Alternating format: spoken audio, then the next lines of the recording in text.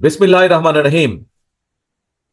আজকের এই জনসভার সম্মানিত সভাপতি, মঞ্চে উপস্থিত স্থায়ী কমিটির সম্মানিত সদস্য জনাব নজরুল ইসলাম খান, উপস্থিত সম্মানিত নেতা জনাব ফজলুর রহমান সহ উপস্থিত নেতৃবৃন্দ, মঞ্চে উপস্থিত আন্দোলনে শহীদ পরিবারের সদস্যবৃন্দ, উপস্থিত আন্দোলনে ক্ষতিগ্রস্ত পরিবারের সদস্যবৃন্দ, আমার সামনে উপস্থিত কিশোরগঞ্জবাসী, কিশোরগঞ্জের বিভিন্ন এলাকা থেকে আগত প্রিয় ভাই ও বোনেরা, আসসালাম আলাইকুম। প্রিয় ভাই বোনেরা, আজকে আমরা সকলে এই মাঠে, আপনারা এই যে হাজারো মানুষ এই মাঠে আপনারা একত্রিত হয়েছেন আজকে আমরা এখানে একটি মুক্ত পরিবেশে কথা বলছি, একটি ভয়হীন পরিবেশে আমরা সকলে কথা বলছি। একটু আগে আপনারা দেখেছেন মঞ্চে কিছু মানুষ কথা বলেছেন। কোন সেই মানুষগুলো? যেই মানুষগুলো স্বজনদেরকে তারা হারিয়েছেন বিগত স্বৈরাচার আন্দোলনের সময়। আমরা কিছু মানুষের বক্তব্য শুনেছি যারা নিজেরা শারীরিকভাবে ক্ষতিগ্রস্ত হয়েছেন, নির্যাতিত হয়েছেন, অত্যাচারিত হয়েছেন বিগত স্বৈরাচারের বিরুদ্ধে আন্দোলনের সময়। প্রিয় ভাই বোনেরা, এই যেই মানুষগুলোর কথা আমরা শুনেছি, সেই মানুষগুলোকে সম্মান জানানোর জন্য, শ্রদ্ধা জানানোর জন্য, সেই শহীদ পরিবারের স্বজনদেরকে, শহীদ পরিবারের সদস্যদেরকে সম্মান জানানোর জন্য আজ আমরা সকলে একত্রিত হয়েছি। এই যেই ভয়হীন পরিবেশে আজ আমরা এখানে আলাপ করছি, কথা বলছি, একত্রিত হয়েছি, সমবেত হয়েছি, এই শঙ্কামুক্ত পরিবেশে যে আমরা আজ একত্রিত হয়েছি, এই সময়টার জন্য বিগত 17 বছর এই দেশের মানুষকে অপেক্ষা করতে হয়েছে। এই পরিবেশটির জন্য দীর্ঘ 17 বছর এই দেশের মানুষকে আত্মত্যাগ করতে হয়েছে, সংগ্রাম করতে হয়েছে, প্রতিবাদ প্রতিরোধ গড়ে তুলতে হয়েছে। প্রিয় ভাই বোনেরা, আজকে এই কিশোরগঞ্জ জেলাতেই আমরা আমাদের 16 জন মানুষকে হারিয়েছি। 17 জন মানুষকে আমরা হারিয়েছি। 17 জন মানুষকে আমরা, এই কিশোরগঞ্জের মানুষকে আমরা হারিয়েছি, যারা আত্মত্যাগ করেছেন এই দেশের মানুষের অধিকারের জন্য, নিজেদের জীবনকে আত্মত্যাগ করেছেন। 16 জন মানুষ আছেন যারা বিভিন্নভাবে ক্ষতিগ্রস্ত হয়েছেন শারীরিকভাবে, যারা ভয় পাননি, পিছিয়ে যাননি, যারা দেশের মানুষের অধিকারের কথা বলতে গিয়ে। প্রিয় ভাই বোনেরা, সারা বাংলাদেশে এরকম হাজারো মানুষ আছে, হাজারো শহীদ পরিবার আছে, যারা হাজারো শহীদ আছে, যারা আত্মত্যাগ করেছেন বিগত 17 বছরে। বিশেষ করে গত জুলাই আগস্ট মাসেই হাজারো হাজারো মানুষ আছে যাদেরকে হত্যা করা হয়েছে শুধু ঢাকা শহরেই। এর বাইরে বহু মানুষ যারা বিভিন্নভাবে ক্ষতিগ্রস্ত হয়েছেন। বিএনপি সহ, বিএনপিরই শুধু 50 লক্ষ 60 লক্ষের মতন নেতা কর্মী যারা বিগত স্বৈরাচারের সময় বিভিন্নভাবে নির্যাতিত হয়েছেন, অত্যাচারিত হয়েছেন। বিএনপির বাইরেও বহু আরো রাজনৈতিক দল আছে যাদের সদস্যরা একইভাবে বিএনপির নেতা কর্মীদের মতন অত্যাচারিত হয়েছে, নির্যাতিত হয়েছে। প্রিয় ভাই বোনেরা, এই যে এত মানুষ শহীদ হয়েছেন, এত মানুষ আত্মত্যাগ করেছেন, এত মানুষ নির্যাতিত হয়েছেন, কেন এই মানুষগুলো আত্মত্যাগ করলেন, নির্যাতিত হলেন? কারণ একটাই, এই মানুষগুলো বাংলাদেশের মানুষের, সাধারণ মানুষের রাজনৈতিক অধিকার নিশ্চিত করতে চেয়েছিল।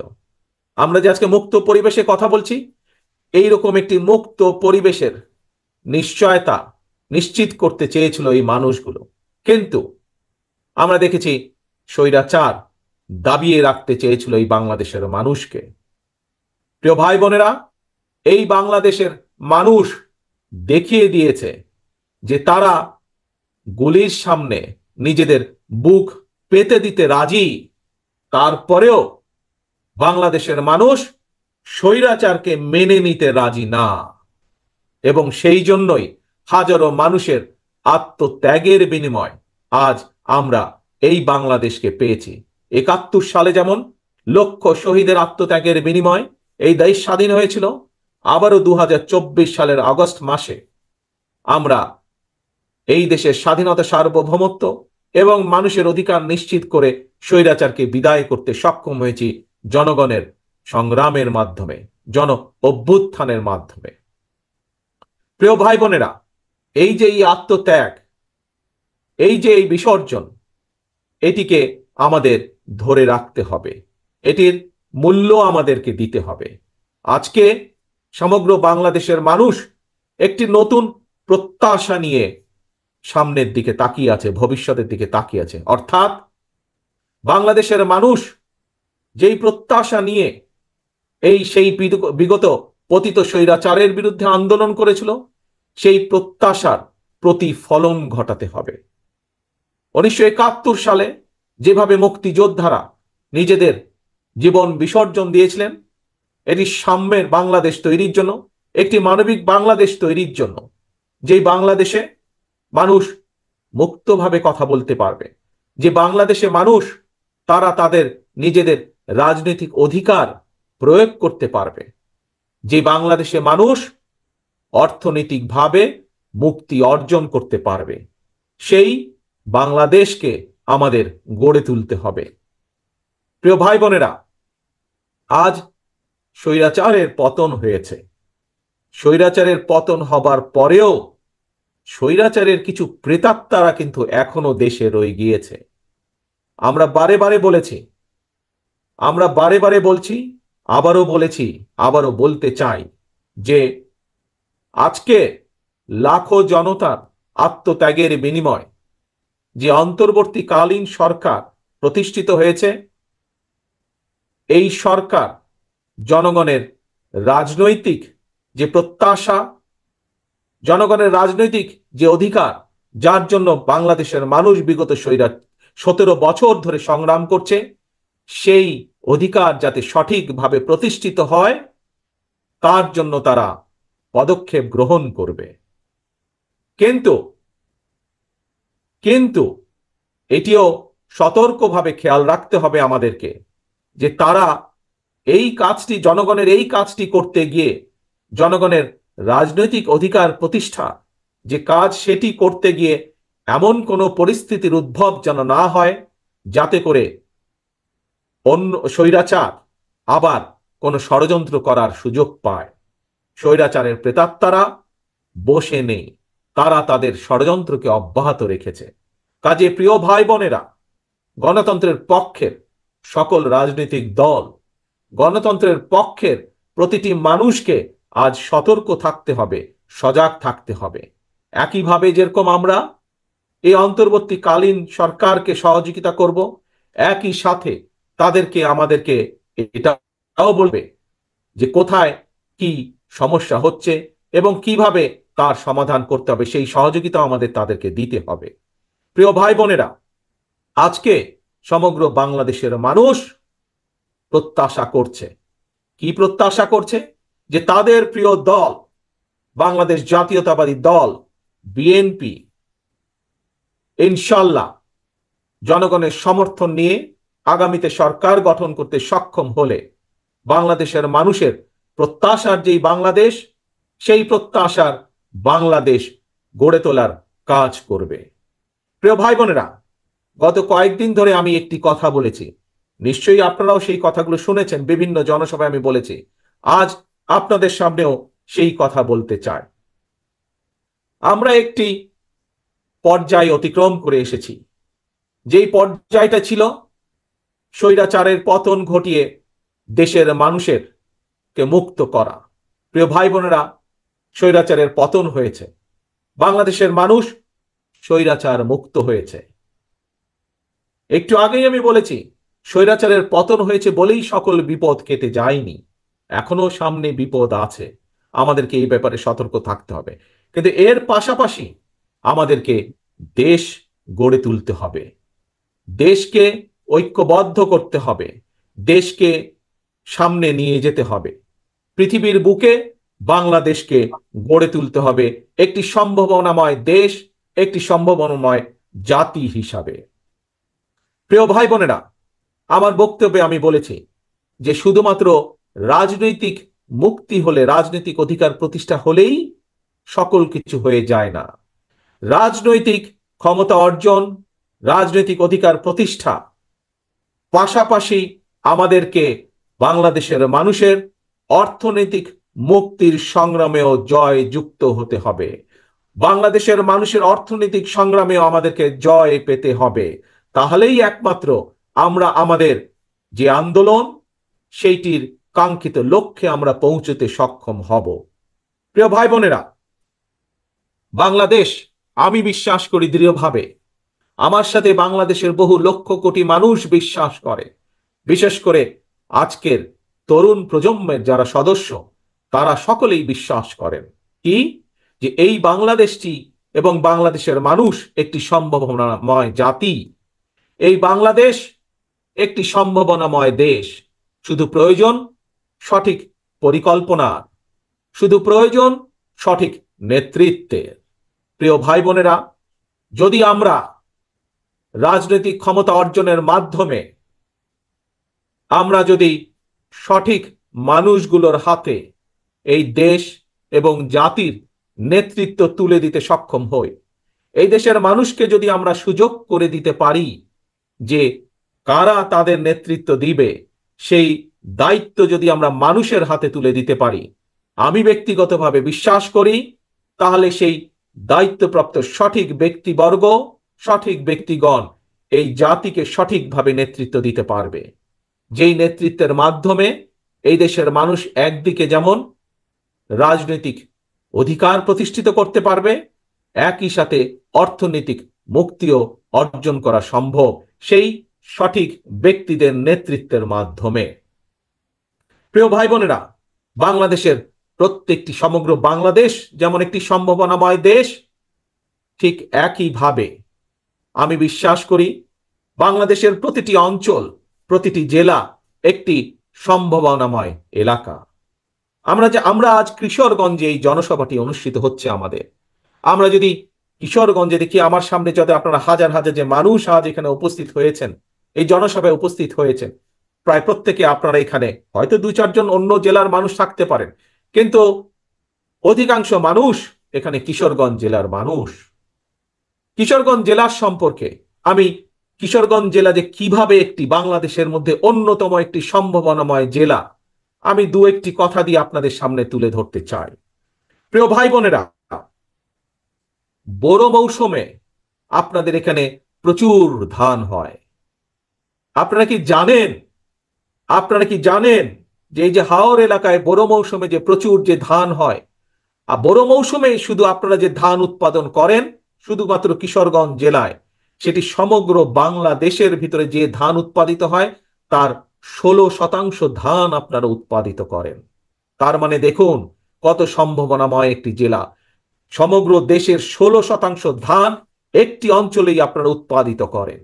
যদি সঠিক পরিকল্পনা গ্রহণ করা সম্ভব হয়, সঠিক পরিকল্পনা গ্রহণ করা যায়, যদি এই ধান যেই কৃষক ভাইয়েরা উৎপাদন করছেন তাদেরকে যদি রাষ্ট্রের পক্ষ থেকে সঠিকভাবে সহযোগিতা প্রদান করা যায়, তাহলে এই 16%কে আমরা আরো বেশি, হয়তো 20% আমরা করতে সক্ষম, 25% আমরা করতে সক্ষম, কৃষকদেরকে সঠিকভাবে যদি সহযোগিতা করতে সক্ষম হই আমরা। প্রিয় ভাই বোনেরা, আসুন এবার কিশোরগঞ্জের আরেকটি সম্ভাবনার দিক আমরা দেখি। এখানকার যে অষ্টগ্রাম বলেন, ইটনা বলেন, মিঠাপুকুর বলেন, এই এলাকার যে বিশাল হাওর আছে, এই হাওরে বিভিন্ন প্রকারের মাছ উৎপাদিত হয়। এখানে বাংলাদেশের যে মিঠা পানির যে মাছের চাহিদা, এই মাছের চাহিদার বিশাল ভান্ডার হচ্ছে এই এলাকাটি। এখানে রুই বলেন, কাতল বলেন, বোয়াল বলেন, আইল বলেন, বিভিন্ন প্রজাতির মাছ এই হাওর এলাকা হয়। প্রিয় ভাই বোনেরা, বিদেশে এই মাছ কেন আমরা রফতানি করতে সক্ষম হব না? আজকে যদি আমাদের গার্মেন্ট শিল্পের পোশাক রফতানি করে যদি বাংলাদেশ কোটি কোটি বৈদেশিক মুদ্রা বছরে অর্জন করতে সক্ষম হয়, তাহলে কেন আমরা কোনোদিন, যদি আমরা সঠিকভাবে পরিকল্পনা গ্রহণ করতে সক্ষম হই, যদি আমরা মৎস্য চাষী যারা আছেন তাদেরকে যদি সঠিকভাবে রাষ্ট্রের পক্ষ থেকে সহযোগিতা দেওয়া যায়, তাহলে গার্মেন্টস শিল্পের মাধ্যমে যেমন বিশ্বে বাংলাদেশের একটি পরিচিতি, ঠিক একইভাবে মাছ রফতানি করেও আমরা বাংলাদেশে কে পরিচিত করে দিতে পারবো বিশ্বের দরবারে। প্রিয় ভাই বোনেরা, আমাদেরকে বিষয়টি এভাবে চিন্তা করতে হবে। আমরা যেমন বাংলাদেশের মানুষের মাছের চাহিদা পূরণ করতে সক্ষম হব, ঠিক একইভাবে আমরা আমাদের এই মাছ বিদেশেও রফতানি করতে সক্ষম হব, যার মাধ্যমে শুধু যে বৈদেশিক মুদ্রা অর্জিত হবে তা নয়, এই মাছ রফতানির যে বিভিন্ন প্রক্রিয়া আছে, এই প্রক্রিয়ার মাধ্যমে আমরা হাজারো লক্ষ ভাই বোনের কর্মসংস্থানের ব্যবস্থা আমরা করতে পারবো। প্রিয় ভাই বোনেরা, এই কাজগুলো কে করতে পারবে?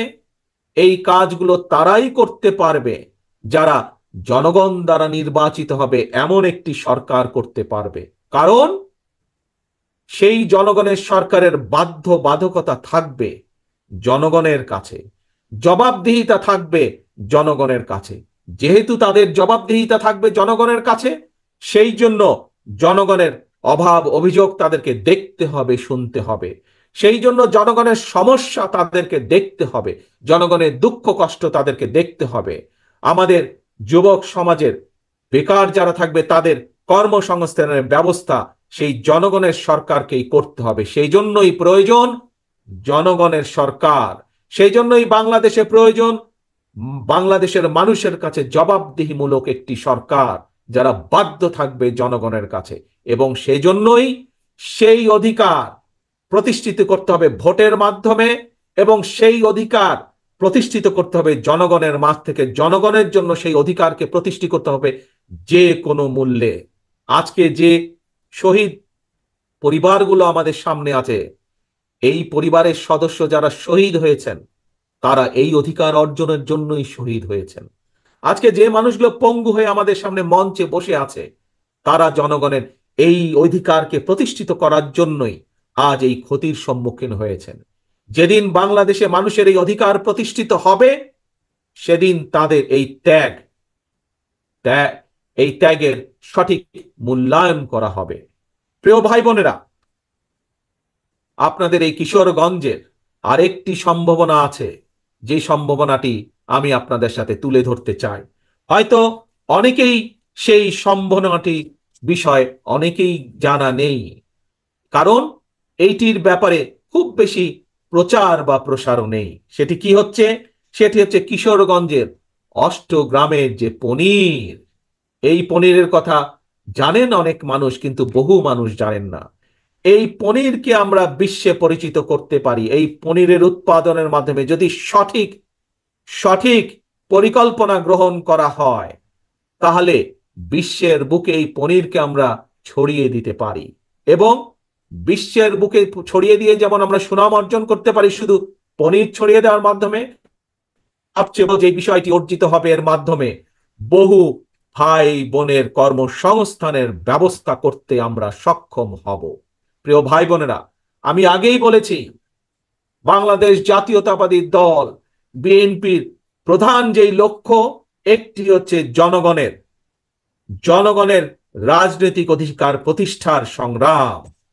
একই সাথে আরেকটি যে প্রধান লক্ষ্য, সেটি হচ্ছে জনগণের অর্থনৈতিক মুক্তি অর্জন। আমরা জনগণকে সমগ্র বাংলাদেশের, আমরা স্বৈরাচারের আমলে দেখেছি তাদের কিছু কিছু লোককে তারা অনেকভাবে অনেক কিছু করেছে। এরই ভিতরে আপনারা দেখেছেন কিভাবে বিদেশে তাদের শত শত বাড়ি ঘর তারা তৈরি করেছে এই জনগণের অর্থ পাচার করে বিগত 17 বছর ধরে। কিন্তু বিএনপি গুটি সংখ্যক লোক না। বিএনপি চায়, বাংলাদেশ জাতীয়তাবাদী দল চায়, এই যে আপনারা আজকে মাঠে যে হাজার হাজার মানুষ যারা এখানে উপস্থিত হয়েছেন, আপনাদের মতন সারা বাংলাদেশে এরকম গ্রামে গঞ্জে ছড়িয়ে থাকা যে কোটি কোটি মানুষ, সাধারণ মানুষ আছে, প্রত্যেকটি মানুষকে অর্থনৈতিকভাবে শক্তিশালী বুনিয়াদের উপরে বিএনপি মানুষকে প্রতিষ্ঠিত করতে চায়। এটি হচ্ছে বাংলাদেশ জাতীয়তাবাদী দলের অন্যতম লক্ষ্য। প্রিয় ভাই বোনেরা, এখন আপনাদের সামনে আমি আমার একটি ইচ্ছার কথা তুলে ধরতে চাই। একজন রাজনৈতিক কর্মী হিসাবে এইখানে মঞ্চে যেমন আমার বহু নেতৃবৃন্দ বসে আছেন, প্রত্যেকটি নেতৃবৃন্দ, প্রত্যেকটি কর্মী, রাজনৈতিক কর্মীর মনের মধ্যে কিন্তু একটি বাসনা থাকে, ইচ্ছা থাকে। কি সেটি? যে একজন রাজনৈতিক কর্মী হিসাবে যখন তার সামনে সুযোগ আসবে, সে তার এলাকার জন্য, সে তার এলাকার মানুষের জন্য কিছু কাজ করতে চায়। হয়তো কেউ কেউ তার যেই মাপের কর্মী বা যেই মাপের নেতা, সে সেভাবে চিন্তা করার চেষ্টা করে। কেউ চায় তার এলাকার, সে যদি সুযোগ পায় তাহলে তার এলাকার একটি রাস্তা সে তৈরি করবে। কেউ চায় সে যদি সুযোগ পায়, তার পক্ষে যদি সম্ভব হয়, এলাকার মানুষের সমস্যা হয়তো একটি ব্রিজ, সেই ব্রিজটি তৈরি করবে। কেউ চায় স্কুল স্থাপন করতে, কেউ চায় হাসপাতাল স্থাপন করতে এলাকার মানুষের জন্য, একজন রাজনৈতিক কর্মী হিসাবে। প্রিয় ভাই বোনেরা, আমিও একজন রাজনৈতিক কর্মী। আমারও একটি ইচ্ছা আছে যে কোনোদিন যদি আল্লাহর রহমতে বাংলাদেশের মানুষের সমর্থনে আমাদের পক্ষে যদি সম্ভব হয় দেশের জন্য কাজ করার অতীতের মতন, দেশের মানুষের জন্য কাজ করার অতীতের মতন, তাহলে আগামী দিনে আমি একটি কাজ করতে চাই এই বাংলাদেশের মানুষের জন্য। বিশেষ করে গ্রাম থেকে শুরু করব এই কাজটি। ধীরে ধীরে হয়তো শহর পর্যায়ে যাব আমরা, কিন্তু যেহেতু বাংলাদেশের অধিকাংশ মানুষ বসবাস করেন বাংলাদেশের গ্রামগুলোতে, জেলা পর্যায়ে, উপজেলা বা থানা পর্যায়ে, গ্রাম পর্যায়ে, সেই জন্য তাদের কাছে এই পরিকল্পনা বা কাজটি আমি নিয়ে যেতে চাই। কি সেই আমার পরিকল্পনা? আমার পরিকল্পনাটি হচ্ছে প্রত্যেকটি পরিবারের জন্য, মানুষ নয়, পরিবার হিসাবে আমরা বাংলাদেশে কতগুলো পরিবার আছে সেই পরিবারগুলোকে আমরা নির্দিষ্ট করব এবং প্রতি পরিবারকে আমরা রাষ্ট্রের পক্ষ থেকে একটি ফ্যামিলি কার্ড দিব। কি কার্ড? ফ্যামিলি কার্ড দিব। এখন জিজ্ঞেস করতে পারেন এই ফ্যামিলি কার্ডটি কি? এই ফ্যামিলি কার্ডটি হবে সেই পরিবারের মায়ের নামে, বা সেই পরিবারের যে গৃহিণী থাকবেন তার নামে এই ফ্যামিলি কার্ডটি হবে। রাষ্ট্রের পক্ষ থেকে আমরা গ্রাম থেকে শুরু করে থানা, জেলা পর্যায় পর্যন্ত আমরা প্রত্যেকটি পরিবারকে চেষ্টা করব একটি পরিবারের মাসিক যে প্রয়োজনীয় খাদ্যদ্রব্য যেগুলো প্রয়োজন, তার মধ্যে কিছু সংখ্যক খাদ্যদ্রব্যের একটি নির্দিষ্ট পরিমাণ সহযোগিতা করার জন্য, যাতে করে প্রত্যেকটি পরিবারের উপরে, যাতে করে প্রত্যেকটি পরিবার মাস শেষে রাষ্ট্রের এই সহযোগিতা পেলে কিছুটা হলেও তাদের স্বস্তি বোধ হয়, কিছুটা হলেও তারা নিজেদের যে সেভিংস, নিজেদের যে সঞ্চয়, সেটির পরিমাণ বৃদ্ধি করতে সক্ষম হয়। এবং তার ফলে এই সহযোগিতাটা যদি আমরা কয়েক বছর ধরে চালু রাখতে পারি, তাহলে আমি বিশ্বাস করি বাংলাদেশের গ্রামের পরিবারগুলো, গ্রামের মানুষগুলো সচ্ছলতার একটি পর্যায়ে উঠে আসতে সক্ষম হবেন। অর্থাৎ রাষ্ট্র সরাসরিভাবে প্রত্যেকটি পরিবারের পাশে, রাষ্ট্রের সামর্থ্য অনুযায়ী প্রত্যেকটি পরিবারের পাশে দাঁড়ানোর চেষ্টা করবে, তাদেরকে সহযোগিতা করার চেষ্টা করবে, তাদেরকে সাহায্য করার চেষ্টা করবে, যাতে করে তারা স্বাবলম্বী হয়ে উঠতে পারে। প্রিয় সহকর্মীবৃন্দ, দেশ এবং জাতির ব্যাপারে, দেশ এবং জাতিকে নিয়ে একজন রাজনৈতিক কর্মী হিসাবে আমার আরো কিছু পরিকল্পনা আছে, যেই পরিকল্পনাগুলো পর্যায়ক্রমিকভাবে আমি আপনাদের সামনে ধীরে ধীরে তুলে ধরব। আজ একটি পরিকল্পনার কথা আপনাদের সামনে তুলে ধরলাম, ফ্যামিলি কার্ড। এবং এই কার্ডের, আমি আগেই বলেছি, এই কার্ডটি কার নামে হবে? এই কার্ডটি সেই পরিবারের গৃহিণী, 4 জনের একটি পরিবার, রাষ্ট্রের পক্ষ থেকে সহযোগিতা প্রদান করা হবে। এবং এই ফ্যামিলি কার্ডটি হবে সেই পরিবারের মা বা সেই পরিবারের যে গৃহিণী থাকবেন তার নামে, যাতে করে আমরা বাংলাদেশের অর্ধেক অর্ধেক জনসংখ্যার অর্ধেক হচ্ছে নারী, যাতে করে আমরা নারীদের ক্ষমতায়ন বৃদ্ধি করতে পারি, যাতে করে স্বাবলম্বী করে তুলতে পারি আমরা বাংলাদেশের মা বোনকে, সেটিও হবে তার অন্যতম একটি লক্ষ্য এই ফ্যামিলি কার্ডের। প্রিয় ভাই বোনেরা, আপনাদের সামনে আজ আমি যেই কথাগুলো তুলে ধরলাম, যেই কথাগুলো আপনাদের সামনে আমি বললাম, তার লক্ষ্য এবং উদ্দেশ্য একটি। কি সেই লক্ষ্য এবং উদ্দেশ্য? বাংলাদেশকে সামনে নিয়ে যাওয়া। আমরা বাংলাদেশের মানুষকে স্বাবলম্বীভাবে গড়ে তুলতে চাই অর্থনৈতিকভাবে। আমরা বাংলাদেশের মানুষের রাজনৈতিক অধিকারকে প্রতিষ্ঠিত করতে চাই, এবং এটিই হচ্ছে আমাদের লক্ষ্য, এটিই হচ্ছে আমাদের উদ্দেশ্য। কিন্তু এই লক্ষ্য এবং উদ্দেশ্যকে বাধাগ্রস্ত করার জন্য স্বৈরাচারের দোসররা এখনো তাদের ষড়যন্ত্রকে অব্যাহত রেখেছে। প্রিয় ভাই বোনেরা, আজ যেই শহীদদেরকে আমরা সম্মান দিয়েছি এখানে, সেই শহীদদের আত্মত্যাগকে যদি মূল্যায়ন করতে হয়, আজ যেই পঙ্গু ভাই বোনদের বা ক্ষতিগ্রস্ত আমাদের সহকর্মী ভাই বোনদেরকে যে আমরা যেই সম্মান দিয়েছি, তাদের সেই সম্মানকে যদি মূল্যায়ন করতে হয়, তাদের আত্মত্যাগকে যদি মূল্যায়ন করতে হয়, তাহলে আজ দল মত নির্বিশেষে আমাদের সকলকে ঐক্যবদ্ধ থাকতে হবে। ঐক্যবদ্ধ থাকতে হবে আমাদেরকে এই দেশের স্বার্থে, দেশের মানুষের স্বার্থে ঐক্যবদ্ধ থাকতে হবে। আমরা বিগত দিনে দেখেছি, যে স্বৈরাচার সময় তারা ক্ষমতা ধরে রাখার জন্য তারা বিভিন্ন অপবাদ দিয়ে জাতিকে বিভক্ত করার চেষ্টা করেছিল। তারা বাংলাদেশ জাতীয়তাবাদী দল বিভক্তি চায় না। আমরা চাই জাতিকে ঐক্যবদ্ধ করতে। আমরা চাই আমরা সকল দল মত নির্বিশেষে, বাংলাদেশে বিএনপি যেমন আছে, বাংলাদেশে অন্য আরো রাজনৈতিক দল আছে। আপনারা দেখেছেন, কয়েকদিন আগে আপনারা দেখেছেন, আমরা বলেছি দলের পক্ষ থেকে যে আমরা দলের পক্ষ থেকে 31 দফা একটি পরিকল্পনা বা কর্মসূচি আমরা ঘোষণা করেছি। এই 31 দফায় আমরা পরিষ্কারভাবে তুলে ধরেছি যে আমরা চাই আমরা সকলকে নিয়ে সরকার গঠন করতে। আমাদের সাথে বিশেষ করে আমাদের সাথে বিগত 17 বছরের স্বৈরাচার বিরোধী আন্দোলনের সময় যে সকল রাজনৈতিক দলগুলো আমাদের সাথে ছিলেন, যে সকল রাজনৈতিক দলের নেতৃবৃন্দ আমাদের সাথে ছিলেন এবং এখনো আছেন, আমরা চাই দল মত নির্বিশেষে সকলকে নিয়ে এই জাতি গঠন করতে, সকলকে নিয়ে এই দেশকে পুনর্গঠন করতে। প্রিয় ভাই বোনেরা, দেশনেত্রী খালেদা জিয়া একটি কথা বলেছিলেন যে এই দেশের বাইরে দেশনেত্রী খালেদা জিয়ার কোনো ঠিকানা নেই।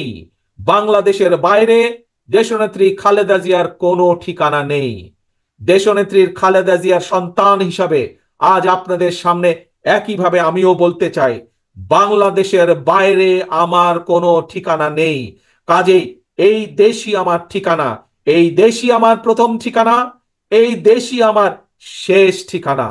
কাজেই এই দেশকে জন্য আমরা, এই দেশের মানুষের ভালো কিছু করার জন্য আমাদের সকল প্রকার আমাদের সব রকম প্রচেষ্টা আমাদের থাকবে। প্রিয় ভাই বোনেরা, কাজেই এই দেশই আমাদের প্রথম, এই দেশই আমাদের শেষ বাংলাদেশ। আসুন আজকে আমরা এখানে সকলে মিলে প্রতিজ্ঞা গ্রহণ করি। কি সেই প্রতিজ্ঞা? যেই শত হাজার মানুষ আত্মত্যাগ করেছেন স্বৈরাচারকে বিদায়ের জন্য, যেই হাজারো মানুষ নিজেদের ক্ষতির সম্মুখীন হয়েও দমে যাননি স্বৈরাচারকে বিদায় করার জন্য, সেই মানুষগুলোকে সম্মাননা জানিয়ে, সেই মানুষগুলোর আত্মত্যাগকে মূল্যায়ন করে আমরা সকলে ঐক্যবদ্ধ থাকি। কেউ যাতে আমাদের ঐক্য নষ্ট করতে না পারে, কেউ যাতে আমাদেরকে পিছিয়ে দিতে না পারে, সেই ব্যাপারে আমাদেরকে সজাগ থাকতে হবে, সেই ব্যাপারে আমাদেরকে সতর্ক থাকতে হবে। প্রিয় ভাই বোনেরা, আবারও আসুন আমরা আমাদের প্রত্যাশিত বাংলাদেশকে গড়ে তোলার জন্য, আমাদের সেই প্রত্যাশিত মুক্তি যা আমরা অর্জন করেছি সেটিকে ধরে রাখার জন্য আমরা আবারও সকলে যাতে ঐক্যবদ্ধ থাকতে পারি, যে কোনো মূল্যে আমরা ঐক্যবদ্ধ থাকতে পারি, সেই প্রত্যাশা রেখে আমি আমার বক্তব্য শেষ করছি। ইনশাআল্লাহ আপনাদের সাথে আবারও দেখা হবে, আবার কথা হবে। আল্লাহ হাফেজ। বাংলাদেশ জিন্দাবাদ,